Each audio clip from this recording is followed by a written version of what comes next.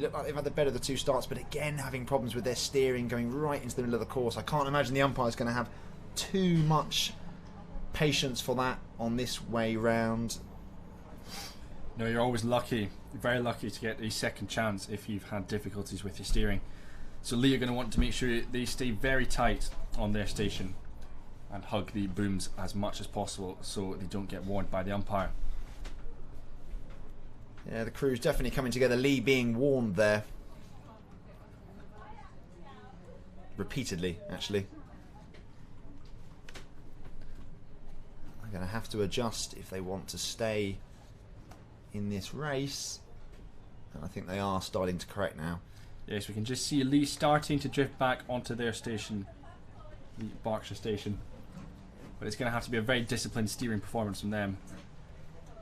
Problem is, we mentioned this earlier, every touch on that rudder is like a brake on the boat. It's a brake on the spin. And actually, they're being warned again. I can see the umpire getting increasingly agitated with Lee here because they are just hogging the middle of the river.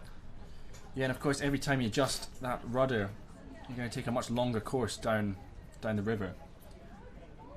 I think when you're being warned at this sort of intensity, it's then tempting to just jam your foot on the rudder and almost, you know, steer waywardly into the booms, which I've seen happen before as well in overcorrection. So you don't want that. Lee just need to return to their side of the river and try and row in their lane. Here we go. They're coming down towards us now in a really, really well balanced race, actually.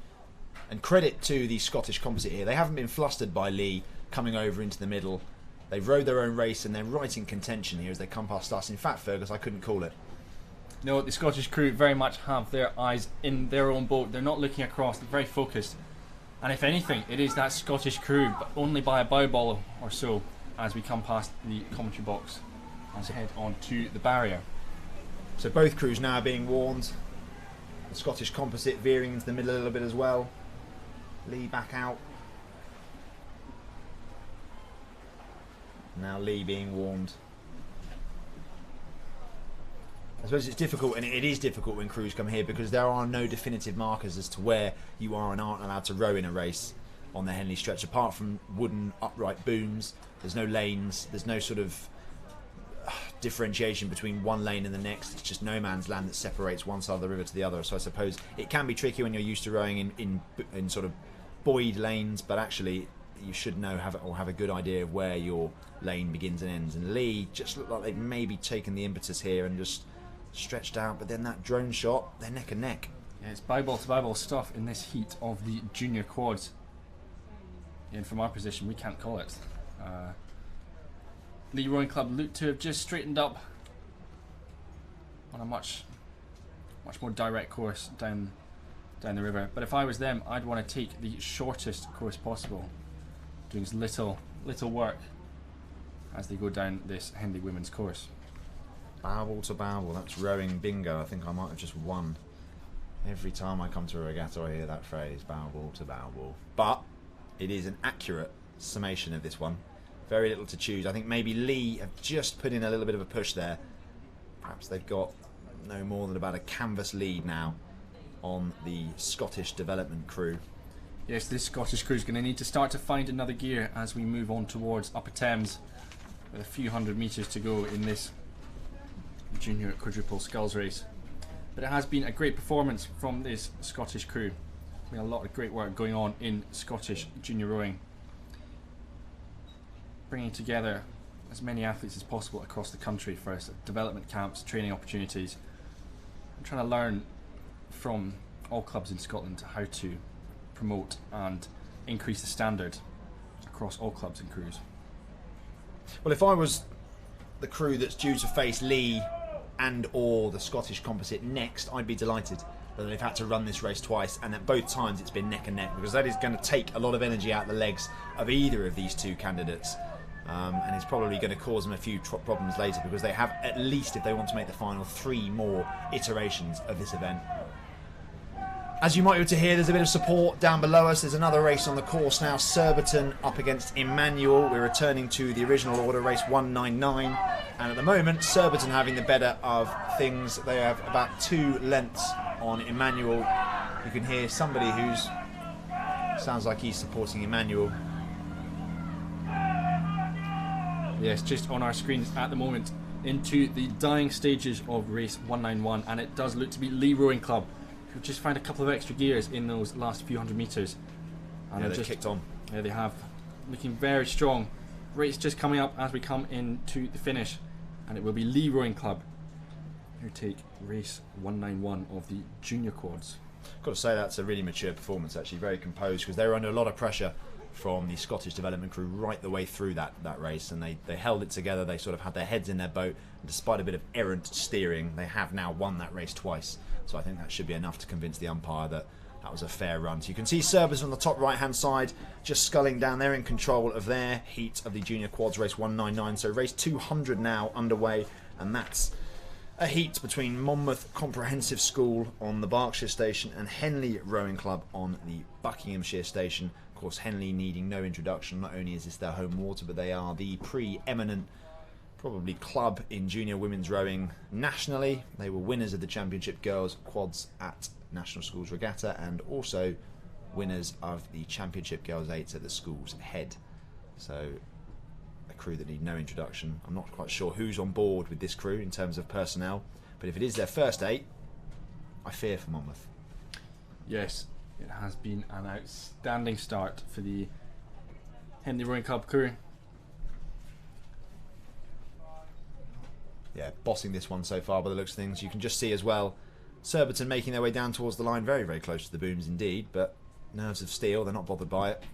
Still leading their race and looking really composed, actually. I love the way they're sculling, just putting their blades in the water and then allowing that tension in the shoulders to just fade through and the legs to kick through the middle part of the stroke. Really, really good example of sculling that. Yeah, Surbiton High School, of course, coached by Ollie Knight, who's looking to stroke the Molesey Ladies Plate 8 next weekend at Henley Royal Regatta. So he, the outstanding oarsman himself, just working his magic here on the Surbiton High School crew in the junior quads. You can see there, bottom left of your screen, Henley Rowing Club in control of their heat. This is, as far as I'm aware, this is the top Henley Rowing Club quad. No surprise to see how well they are sculling. Reversed winged Hudson as well to help them down the course. This crew have already racked up wins, as I say, at the National Schools Regatta, the Met Regatta, Wallingford Regatta and the Scullery. And last year they won both this event and the J16 equivalent. So quite an impressive trophy haul. Yeah, if you're Monmouth, you don't really want to be coming up against Henley Rowing Club on their home water. They of course train on this pretty much on a daily basis, so I've rowed this hundreds of times this season so far, so very familiar with the current and how that adapts up and down the course. But yes, Henley Rowing Club very much have their eyes on the Diamond Jubilee at Henley Royal next weekend. Yeah, no, expect to see Henley and Gloucester and Marlow and all of those sort of names that you hear every year fighting it out again with quite a lot of stiff overseas opposition as well. I think there's crews from Germany and Australia and the USA all entered into the Diamond Jubilee next week, so very exciting couple of weeks of rowing for the town of Henley. Obviously the women's regatta followed by the Royal, which begins on Wednesday the 3rd of July, so about 11 days from now, and then you've got Henley Festival and then the town regatta, so plenty going on. And if you're at a loose end this afternoon and not sure how to spend it, come down to the Henley Bank, enjoy some phenomenal rowing, and you don't have to listen to me, you can watch it live. It's ideal. Perfect way to spend a Saturday afternoon, and Henley Rowing Club here showing us how it's done, sculling absolutely beautifully, 3 or 4 lengths clear of their opposition from Monmouth. Yes, Henley now able to move across into the middle of the river as they're far enough ahead of Monmouth. Yeah, just able to move across, dictate this race very much from the front, and just start to send puddles down towards Monmouth Comprehensive, ensuring that there's no way back into this. Well, as we watch Henley scull their way to victory, or an assumed victory at least, we move on to the final heat of the junior quads, race 201. It's Latimer Upper School's A crew up against Nottingham County Rowing Association, abbreviated as NCRA on our sheets. You can see there in their green kit on the left hand side of your picture, the Buck station up against Latimer on the Berkshire station. Latimer, of course, won the Diamond Jubilee at Henley in 2013. Haven't had quite the same levels of success. Difficult, of course, to overcome Gloucester Hartbury, who won it three years in a row, I think it was. Countless times. But looking strong here. Nottingham, of course, this club were refounded in 2017 after a bit of a hiatus for 11 years. And their double looks particularly strong. Saw them win their heat earlier today. The quad perhaps might be their second crew, coming up against stern opposition in the form of Latimer, coached by Phil McGee.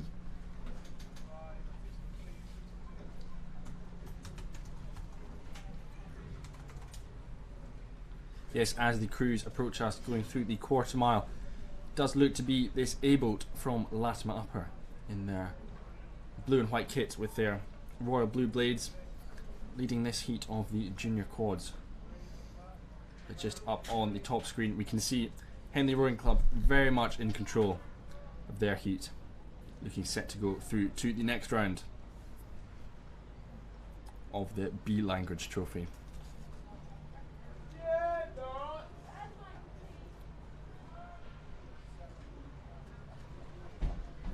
Yes, as the Latimer Notts County race approaches us in the commentary tower, Nottingham appear just to have pulled themselves back into contention and are just trailing Latimer Upper by a canvas. Yes, the rejuvenation of Notts County Rowing Association has seen a very good junior rowing programme being developed. Yeah, we've already talked about their double scull we've seen racing. It's been looks like there's just been a move from their quad, and they're starting to creep up the canvas of Latimer Upper. Yeah, neither crew's messing about here. Latimer unable to break free of Nottingham, and now perhaps paying the price as the girls in green begin to just eat into that advantage that the girls from, where is it they boat from? They boat from Hammersmith Bridge on the Tideway had established. See there, another race is underway now. This is where it gets a little bit confusing, because this looks like a rerun of race 198, which was Tideway Scholars School and Latimer Upper B. Now, was that the race that was stopped on the course earlier today? Yes, we saw that one stopped at about the quarter mile post, and then we saw the crews paddle in front of us and then head back to the start. So, for whatever reason that was, we're not sure, but we're underway and we're live with them as they approach the end of Temple Island. So all of Latimer's eggs in one metaphorical 8-minute basket here. They're going to be finding out how much longer they need to stick around in Henley for, as both their crews face stern opposition here. Tideway Scholars School there, you can see on the left-hand side of your shot, just leading the Latimer B crew at this stage, and the Latimer A crew coming under significant pressure from Nottingham County's Rowing Association, although to their credit, Fergus, holding them off at this point. Yeah, very much so, but I think if we were to see a big push come from the Notts County crew against Latimer A, I'd have to call that an upset, seeing Latimer A go out in this stage of Henley Women's. But yes, it is neck and neck up on the top of your picture. Latimer Upper A crew against Notts County. The question is, though, I suppose, with Latimer and Nottingham now winding it up towards the line, have Nottingham used all their gears to stay in touch with Latimer, or is this all part of the plan? Are they always going to sit half a length down and then just row through them at the end? We're about to find out. Latimer looking pretty tense now in the shoulders. The rate's gone up. They're going to have to sprint for the line. They won't have wanted this ideally. Nice easy passage in a heat is usually what you hope for. But to be fair to them, still very much together, still sculling really, really well. That will help. You don't want to lose your form as you come in and the rate goes up. You can see there Nottingham starting to charge. The power's going down. Tideway Scholars and Latimer on the left-hand side of your picture just coming past us now. Scholars have about a length on Latimer B, so they're in control of their heat. But all eyes realistically here on the green kit, green attire of the Nottingham Counties Rowing Association crew. Yes, the rate's still going up. It's still going up in that Notts County crew as we approach the last few strokes of this heat. Just got to wait for the camera to pan round, where we can see Nottingham are very much charging. Yeah, the rate's gone up. Recently rejuvenated crew. Let's see what they can bring together in the last few stages of this race. The slide, look at that. That really is close. Oh, it's so close to call. Cracking race, that one. We're not sure if that camera angle actually is bang on the line, but a really, really fantastic race. Credit to both crews. If I was going to put my neck on the line, I'd say Latimer edged that, but it's too hard to tell, and we'll wait to see if we get some official results on that one. But a really, really good race. Credit to both crews for staying in touch with each other throughout that course. But race 198 currently in its second iteration, and Tideway Scholars School still look like they're in relative control of this one. They were a length up, passing us about 2 minutes ago, and continuing to lead by the looks of that camera angle. Yes, Tideway Scully School very much in control of this Tideway derby, if you like. Tideway Scullers, of course, boating out of their house just in the shadows of Chiswick Bridge, and as we said, Latimer Upper in the shadows of Hammersmith. So two very famous points on the boat race championship course. Well, watching Tideway Scullers make their way down the course, I would say that they have a margin of control that they've now established over race 198. So I think we can probably return to the start, which is race 202 for Oxford Brookes in the Academic Aspirational 8 on the Berkshire Station, facing up against an outfit from Cardiff University. Left of your picture Cardiff, right is Brookes in that distinctive red kit. Or maroon, I suppose it probably is, isn't it? Blade square and buried, just waiting for the umpire to raise and then drop his flag. There we go. Attention, go, and we are off in this heat of the Aspirational Academic 8s. Oxford Brookes on the Berkshire Station, and next to them Cardiff University on the Buckinghamshire Station.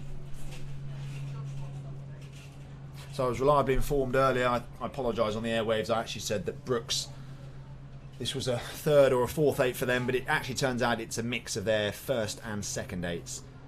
So that is part of the reason why they looked so impressive earlier. And they are a really strong outfit, you can see that already. They've already stormed out to a lead as they just leave behind that hulking mass that is Temple Island. Found a million different ways to describe that island this weekend. It's been a real exploration in my vocabulary. Hulking mass, that's a good one. Well, they have a length already over Cardiff. Yeah, a length in the 8s is a very long way, particularly in the first 100 or 200 metres of the race, so looks like it's going to be a tough one for Cardiff University, but anything can happen on this course.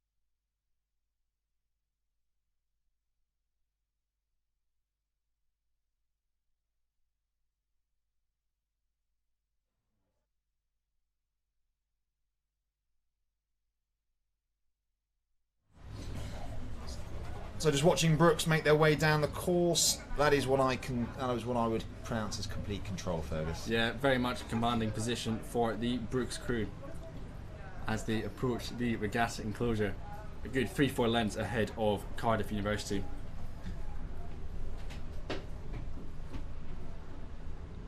Yes, the Brookes women, of course, need no introduction to the strength of their programme. Coming away with a silver medal, I believe, in the Championship 8s at Bucks Regatta, as well as winning Intermediate 8s. So if, like you said, they've combined their first and second 8s, that's quite the outfit they've put together here. Yeah, absolutely. I think you'd have to make them one of the favourites for this title. They were consummate in their heat this morning and looking even more professional in their quarterfinals. So barring any sort of late issues that they might have on the course, they are going to be progressing through to tomorrow's semi-final, which will happen at some point tomorrow morning before we move on to the finals in the afternoon. But a really strong outfit and one to keep your eye on. And I imagine there will be a lot of significant interest from some of the other crews that I'm looking at, the likes of Newcastle and Oxford University Women's Boat Club, who will have one eye on this race as well.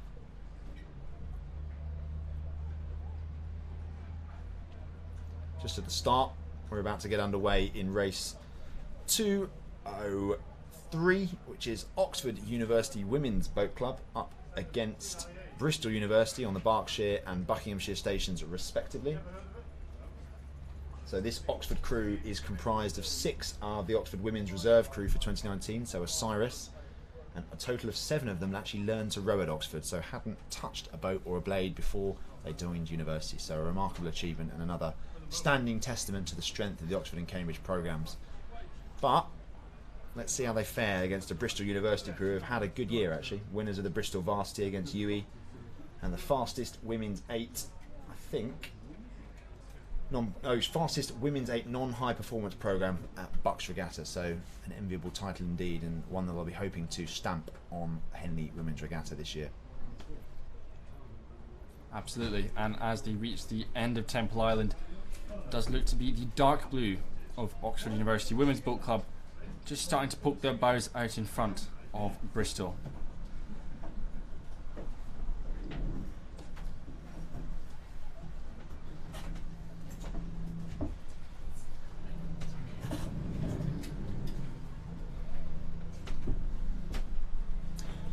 Yeah, Oxford enjoying this one so far.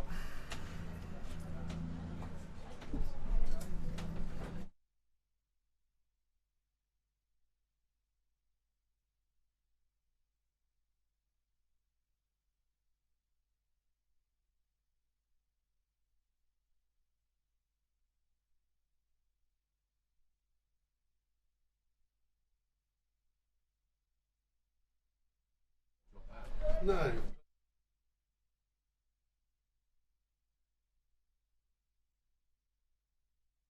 Well, Oxford University Women's Boat Club just making their way past us at the barrier, and they have what looks like a length and a quarter, a length and a third over Bristol, so a margin of control on this race with about a third gone. Yes, Oxford just breaking into clear water there as they come past us, approaching the barrier, and a length in and 8 is an awfully long way to come back over this Henley course.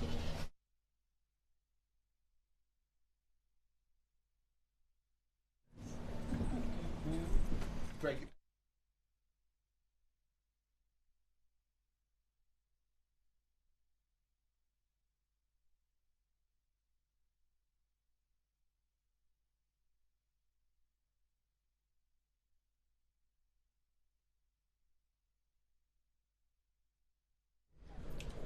So, the distinctive dark blue of Oxford making its way down the Henley Women's Regatta course.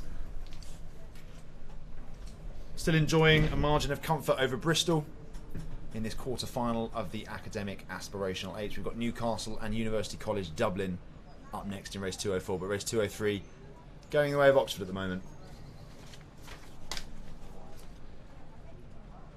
They certainly look in control, don't they, Tom? And it's Greg Davis back on the commentary, and apologies to you, Tom, and not to you listeners. I'm delighted, I'm sure you are, that I was away. But very, very comfortable looking. They've slowed the rate right down. Bristol working really hard. Bristol had a good bucks, Tom. I know you know all about these things, but Bristol had a pretty good bucks. But I have to say, with all... they look a bit tired at the moment. It's been a long season for them. Although they did have the comfort of taking the blade home with them in their local competition with neighbours University of West England. That was rained off. But they had 1 or 2 races, and it was a clean sweep for University of Bristol. But today I think they've just met their match, Tom. They're just... Oxford looking very comfortable, aren't they?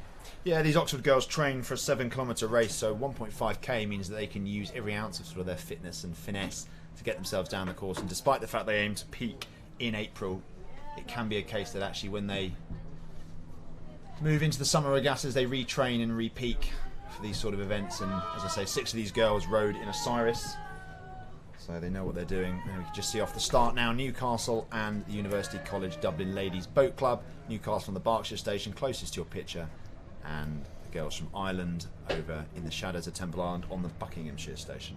Plenty of aggression there, Tom, in the start. Lots of splashing. Newcastle very aggressive out of the blocks, I would say. Classic Newcastle style.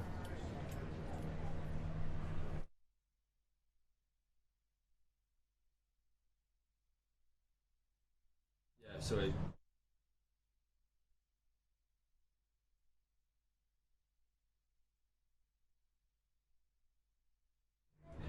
So I'm reliably informed this Newcastle 8 is a composite, not a composite, but a combination of the second and third 8s from the club. Silver and 5th place in intermediate 8s, and the only club to boat 2 8s in that category.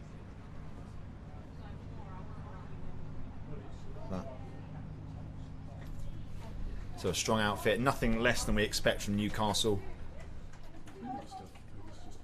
One of the powerhouses of student rowing right across the country, and out to a length already over the girls from Ireland, who will have made the trip here with only one thing in mind, a win, but at the moment they've met their match. yeah, it's looking like a very comfortable performance here from the Newcastle University crew, led by the coaching trio of Alex Lee, Dave Stevenson and Tommy Reeves. The two of those actually students in their 4th and 5th years, so giving up their time to help coach the women's crews. We're just dancing with the booms at the moment in the Newcastle University crew. They're still sitting comfortably just over a length up on their opposition. It's almost like you attend Newcastle University, Fergus. It almost is. Never have guessed. Almost. Coming past us at the barrier, Newcastle straining to break that elastic, and I think they might have just about done that. They've got around a length and a half on University College Dublin ladies, who to their credit still working their way down the course, but coming up against a brick wall in the form of the Blue Star. Newcastle just looking a little sharper there, I think, Tom, and just crisper in the catches, and that's showing in the fact that I think they're drawing away now. And there's a balance to be had now, because they're length and a half, 2 lengths, probably 2 lengths up now. And whilst I know they want to get the dust out of their limbs, so to speak, they need to conserve a bit of energy for the future. And in contrast, Dublin looking just a little as if they're rowing a bit more in treacle there. But that's often the way, isn't it, where you see crews making it look easy, but actually the boat speed is pretty good. Timing really good there amongst the Newcastle athletes. And lots of contrasting styles there. I know you probably have something to say about the 7-seat there, Tom. Yeah, I mean, it's quite a distinctive style, isn't it, that Newcastle coach, that they instruct their athletes to row. I think Brooks tend to sit more upright at the finish, but Newcastle lean right back at the end of the stroke and really pronounce it, which I suppose gives them more to do to come back and recover, but actually you get more out the length of the stroke. So differing styles, but rowing is sort of like that. So we're watching Newcastle make their way down the course in race 2:04 ahead of the University College Dublin, but we'll move back up to the start for race 2:06, I believe, which is Academic Club or Aspirational Club Cox's Fours, Agecroft on the Berkshire station, and Worcester Rowing Club on the Buckinghamshire station. Of course, Cox's Fours without a cox, without somebody to actually steer the boat for you, so you are at the mercy of whoever has the footplate, and that's playing out at the moment because both crews not exactly staying true to their stations. Although I would say, Tom, that the camera angle is deceiving, because you look at the Berkshire station, you think they're actually coming in to the middle a lot more than they actually are, because you haven't got the bank to guide you. So we've seen that in a few races here, that it appears that the crew on the Berkshire station are coming into the middle, but they're not. Actually, they're because we haven't seen the umpires get involved many times there. They're just, it's a strange thing just at that start. We talked about it before with that little bay there, which deceives a lot of crews. They head towards the bay and then suddenly they have to veer out. But actually, as you see there on that shot there, the umpire looking fairly relaxed at the moment. Yeah, I think you're right there, Greg. Actually, a bit of insider intel there. I hadn't realised that the angle was deceptive, but it looks like both crews actually staying their stations pretty well at the moment.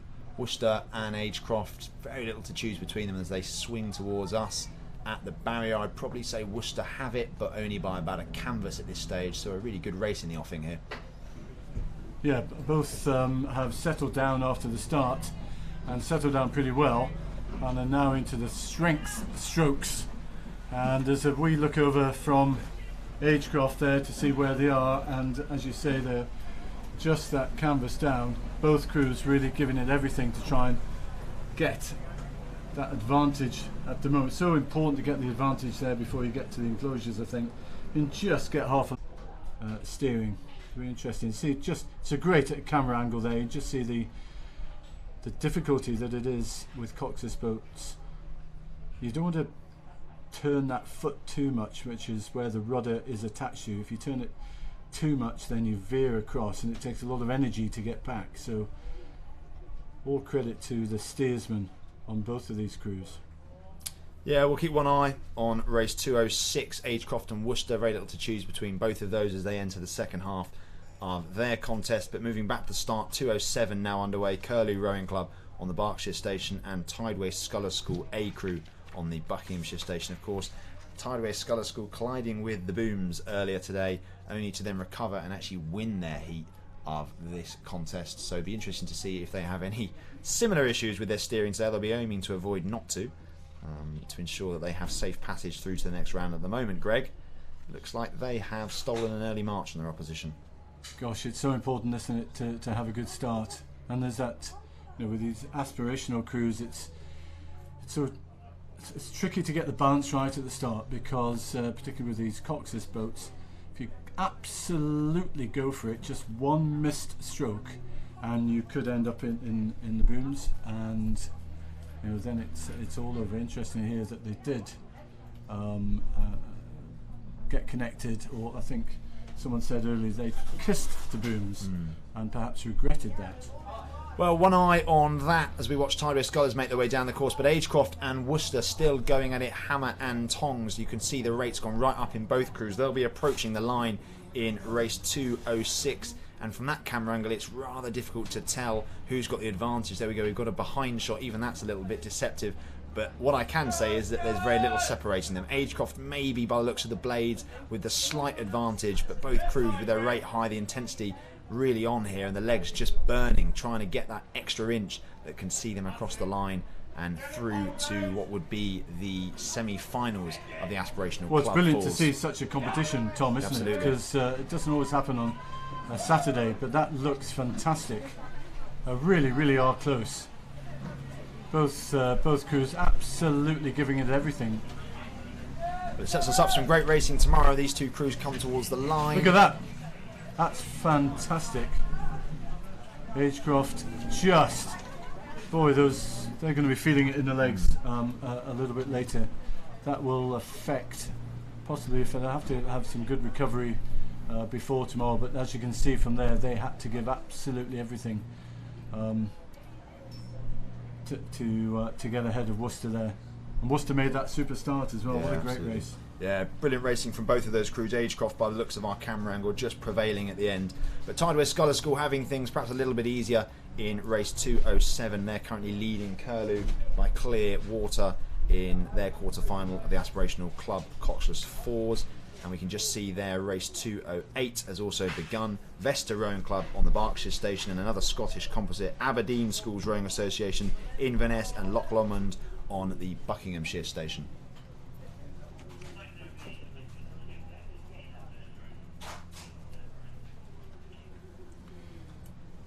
And if you're watching this and you know a lot about rowing, that's great. So please feel free to silently criticise us. But there's that camera angle. Now, actually, that stage the umpire has got involved, and he's persuaded Vesta to get back onto the correct side. But actually, Cox's Falls is one of the more difficult boats to steer, because you haven't got the two blades balancing the boat, and somebody misses a bit of water or comes out a bit early, and the boat suddenly goes to one side.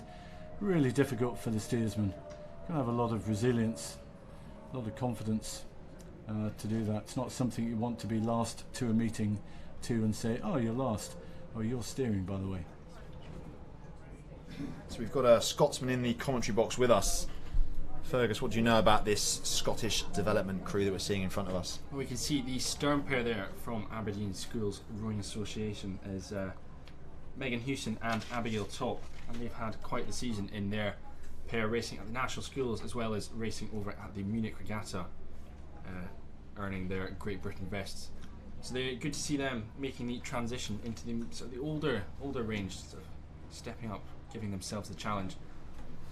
And it looks like they've got the race on their hands here against Vesta Rowing Club. Race on their hands, but a race they are in control of at this stage. They've got, what's that? Just about a length. The stern of the Scottish crew just about kissing the bows of the Vesta crew. Both crews coming past us at the barrier. But all to play for, certainly in these Coxless fours. Yeah, very much similar to the composite crew we saw earlier in the quad. This four likely to race potentially together at the Home International Regatta later on in July. So it's great to see the good work being done by the likes of Mike Martin, Lee Boucher, as we've mentioned, bringing together all corners of Scottish rowing to improve the standard overall of junior rowing.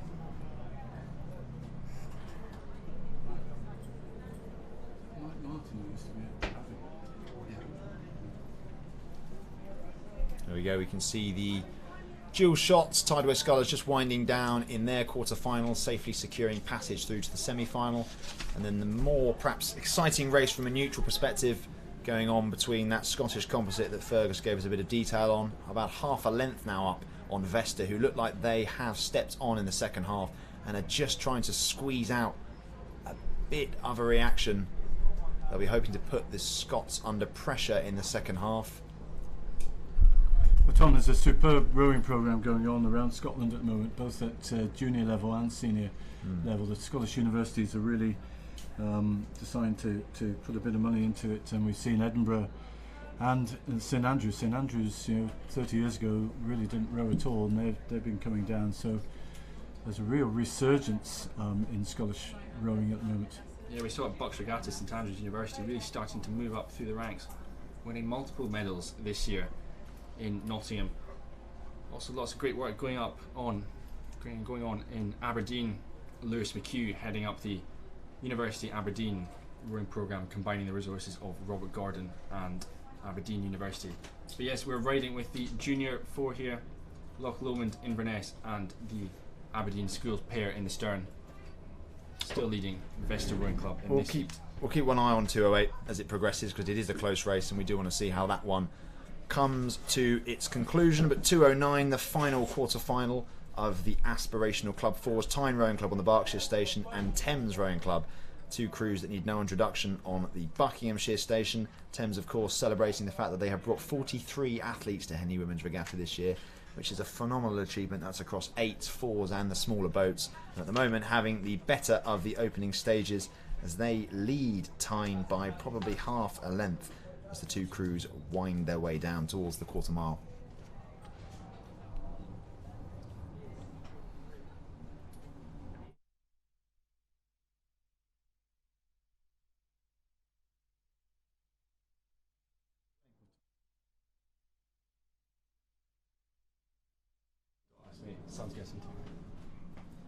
Yeah, Thames having the better of things so far, around half a length up on Tyne. Not a surprise to see Thames on top. Such a strong senior programme, both men and women. Of course, serial winners at Henley Royal and serial winners at Henley Women's. And just stretching out, trying to break that elastic between the two crews. Loads of horsepower in that Tyne Rowing Club boat. Another of those strong northern powerhouses that almost come down here and put the cat amongst the pigeons. But at the moment, Thames with about a length on Tyne. Thames, interestingly, they've put the bucket in there, so you see the two rowers in the middle of the boat. They've got the blade sticking out on the same side. They've done this for balance. These are the 4 athletes that they want in the crew. They're trying to obviously try various methods of rigging, and they reckon this will get the most power out of them, and it's working at the moment. Yeah, this Tyne Fort isn't going to go down without a fight though. It's packed with students formerly of Newcastle University, and in the summer months Tyne and Newcastle often line up on their straight. We have the Newburn Racing Series, as we like to call it, racing over 1k. So lots of match racing experience from this Tyne crew, but it is Thames who have the upper hand as we move towards the Regatta enclosure. Well, there's a great view of the Thames crew there, rowing really, really well. Nice and long, crisp catches, leaving the blade in, and working really hard. And remember, of course, it's still a Cox's boat, so some poor soul in that boat has got a rudder attached to her foot and is having to keep a straight line going. And both crews, whoever that is, hats off to you, steering really, really well. Thames have just waged a war of attrition here and are moving away with pretty much every stroke now. Just moving away from Tyne. Of course, Thames won Challenge Coxless Fours Women's at Wallingford Regatta and were second across both days at Ghent Regatta. So a crew to be feared and a crew that the form book would substantiate as a favourite for this event, and proving that with their bucket rigged M-Packer making their way down the course, just seeing off the spirited efforts of Tyne to this point. Of course, we have a few more quarterfinals for you in the form of Aspirational Club 8s coming up shortly after this one. Race 210, another Thames Rowing Club representation up against Nottingham. But here, if you're just joining us, this is race 209, watching Thames Rowing Club, currently a couple of lengths up on Tyne in the Aspirational Club Coxless Fours. Yeah, Thames have had to work quite hard for that, Tom. I know they're probably 3 lengths up now, but they've worked hard all the way down the course, and that says something for what Tyne have put into this.